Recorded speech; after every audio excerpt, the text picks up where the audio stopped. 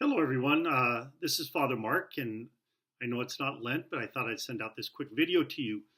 This coming weekend is Good Shepherd weekend, where we talk about vocations and our call to the priesthood. And so I thought I'd talk to you a few minutes about priesthood and being called to become a priest, and why we are called as a church to pray for and to support vocations, priesthood, and consecrated religious life. There's a book that someone gave me a couple of years ago called The Priest, A Bridge to God. It was by then Pope Benedict XVI. We pray for his retirement, and an example is a priesthood.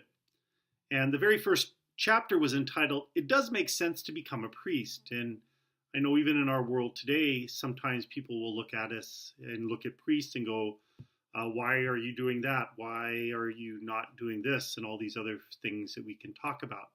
But for me, it is that journey of life, that journey of hope, that journey of faith, where God continued to call me to grow closer to Him and, of course, to His holy people. And the question that Pope Benedict gives us at the end of each of these little reflections, this one when it says, does it make sense to become a priest? He asks, why did I want to become a priest? How am I living that desire, that vocation in my ministry now? And of course, the ministry now is what I would like to talk about, because if you read my pastor's letter last week, you'll remember that I talked a lot about not how we were called, but how we are being called now. It's that constant conversion, that constant evolution of how God is using us and wants us to serve Him in the world. And I think for me, it's always that gift of providential guidance. I can tell my vocation story for hours and hours and hours, but each time I tell it, you hear how God, even when I was resisting the call, even when I was saying I'd rather do something else, even when I most probably wasn't leading the most holy life as I should have been as a Catholic man, God's providential guidance continued to lead me closer and closer to a yes to the priesthood. And since that yes to the priesthood, that providential guidance continues to work in my life, continues to show forth in my life. And I'll give you a couple really quick examples in some of the apostolates, some of the ministries I do. When I was first assigned to St. Martin of Tours Parish as a brand new, newly ordained priest, one of the things the bishop had asked us to do in seminary was to learn Spanish. And I thought, okay, hopefully I'll go to a Spanish-speaking parish or parish with Spanish speakers so I can practice. Well, St. Martin of Tours had very little of that at that time. And yet there were some sisters there, Eucharistic missionaries of the Most Holy Trinity, the Mest sisters as they are known, who attended Mass at St. Martin of Tours. And they are an order that is from Mexico. And I began to say a few words to them in Spanish, and they graciously invited me into their home, into their house, their convent, to celebrate Mass with them once a week. And it was really hard, I can say that. My Spanish was awful at that point. But slowly but surely, that celebrating the Mass, having breakfast afterwards, being encouraged to speak Spanish and to expand my Spanish is now better. It's certainly not perfect or anywhere near what I would like it to be, but it is better. And so that providential guidance of having those sisters there and inviting me into their home, right? And my desire was to learn Spanish. Their desire was to have Mass in their convent. But through that, I now have a wonderful friendship with the most wonderful and holy women I can ever meet. And on top of that, I now serve as their chaplain.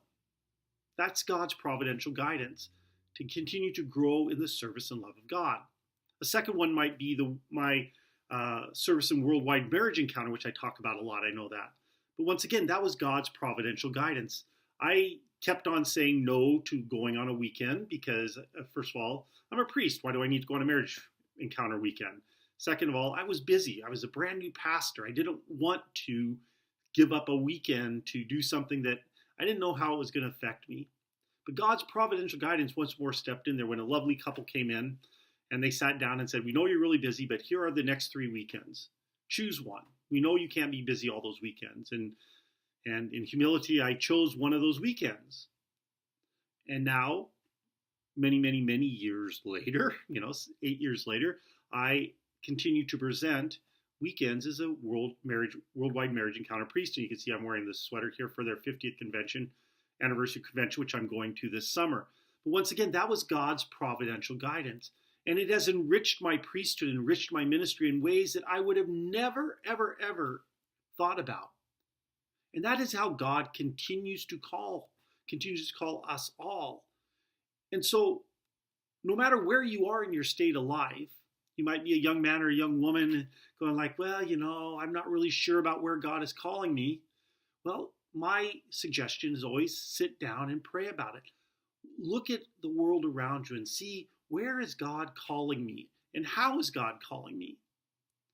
And in doing so, we then begin to see his providential guidance. Our search for him becomes a gift of love, a gift of blessing, a gift of hope.